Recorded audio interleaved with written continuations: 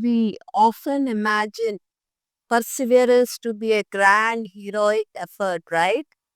But sometimes it begins with something so small that you may actually miss it.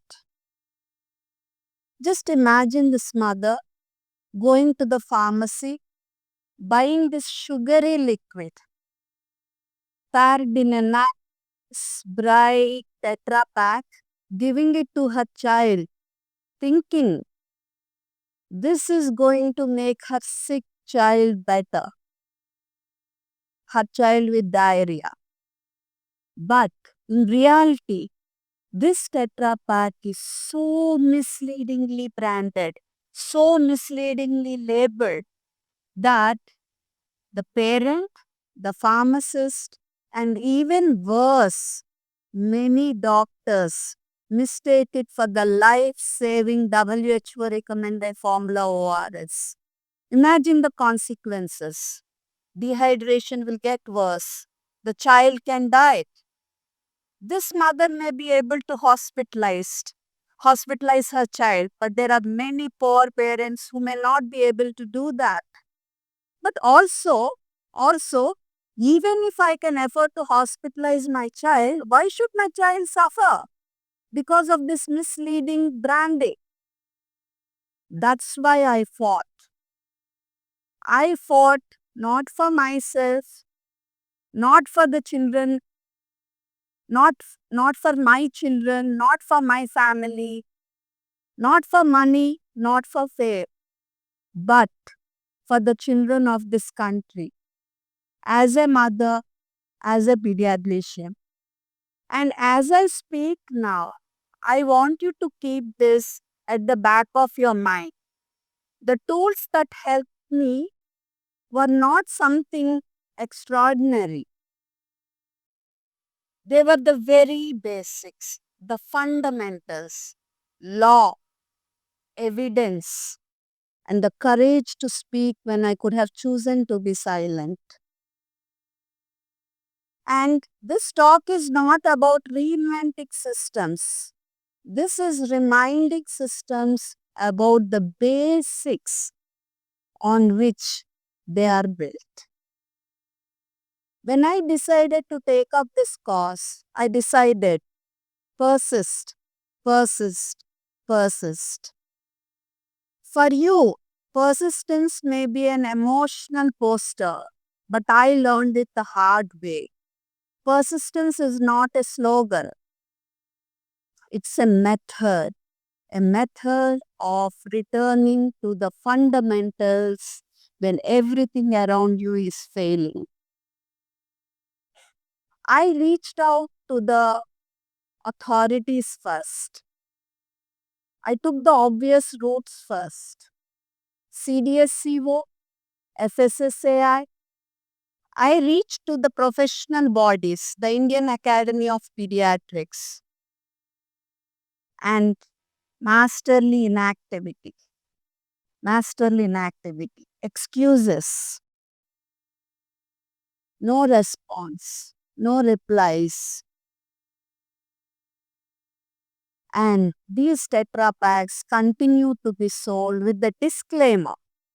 Disclaimer, this is not an ORS. After a short-lived order asking them not to sell these liquids. The stakes were high, really high. Even with the most conservative of estimates, at least 100 children could die every day. I could have chosen to be silent, but no, I decided to escalate the matter.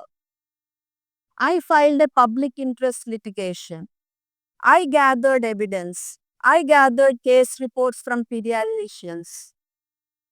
I gathered videos of parents going to the pharmacies and asking for ORS and being given the sugary liquids.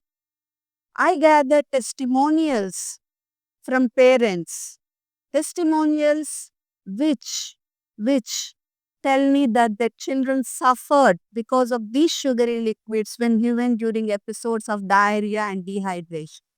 Some of them even teared up and said, "Ma'am, You're giving us hope that humanity is still alive.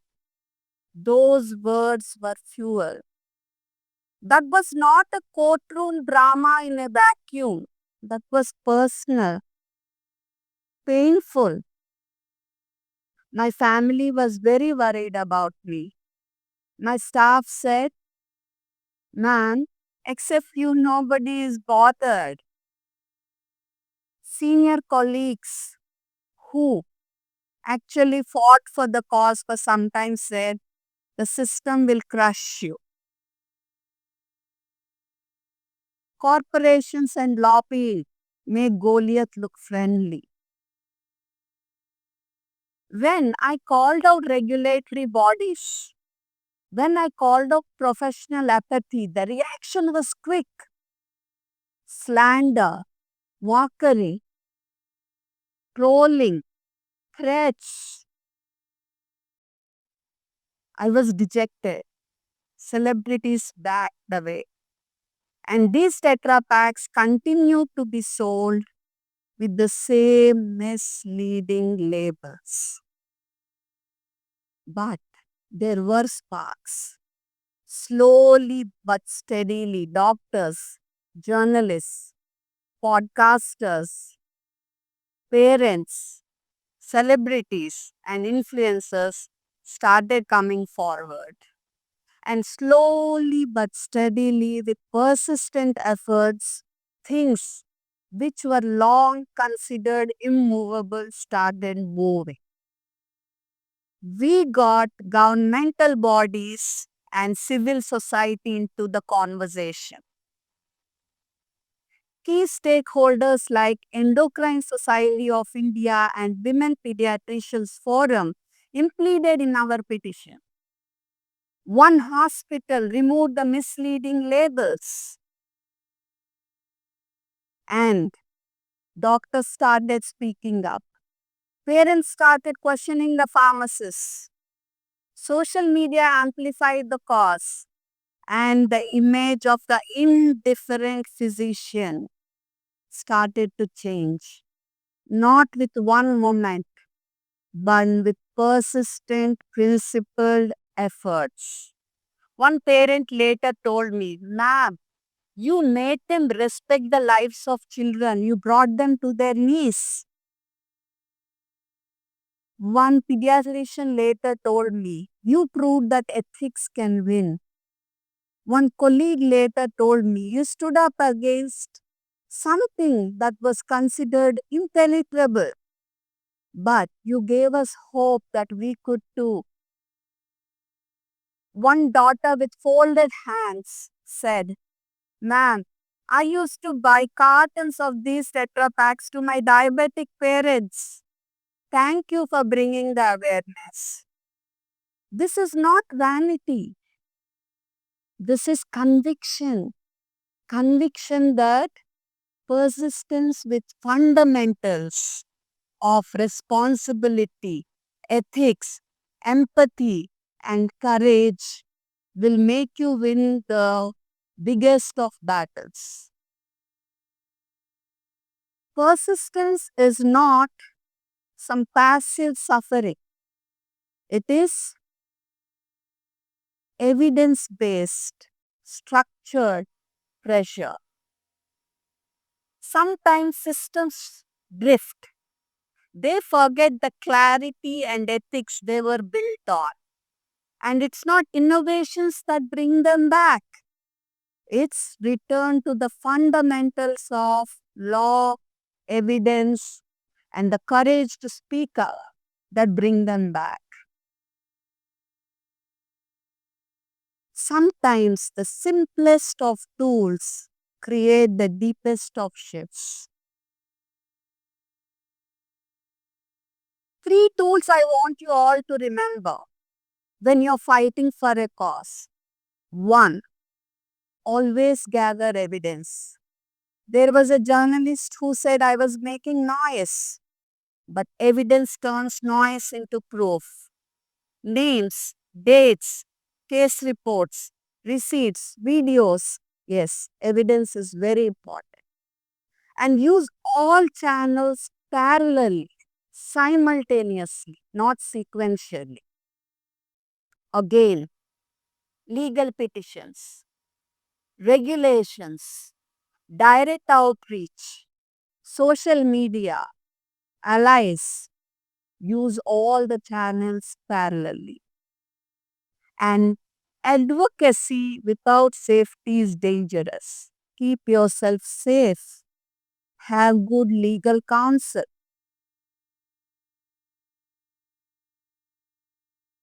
Was I scared?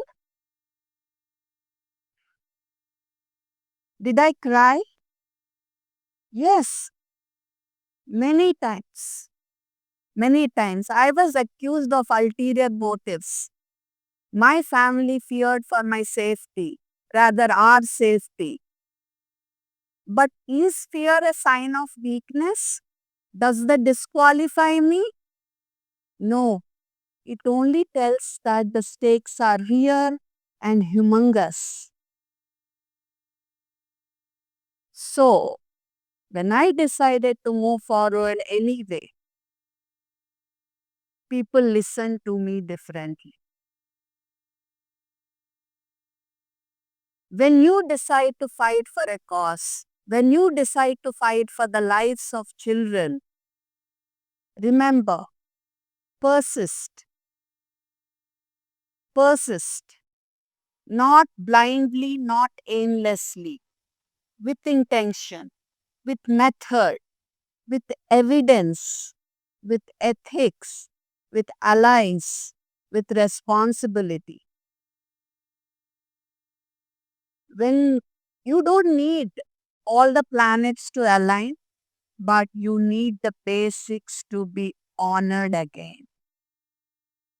Systems will shift, policies will change.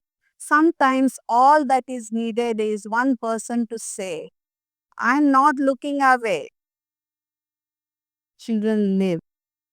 I stood up for the truth. I stood up for the children. And if at any point you wonder whether one person can realign a failing system, remember, David won, Goliath fell, corporations were brought to their knees, and children continue to live. Thank you.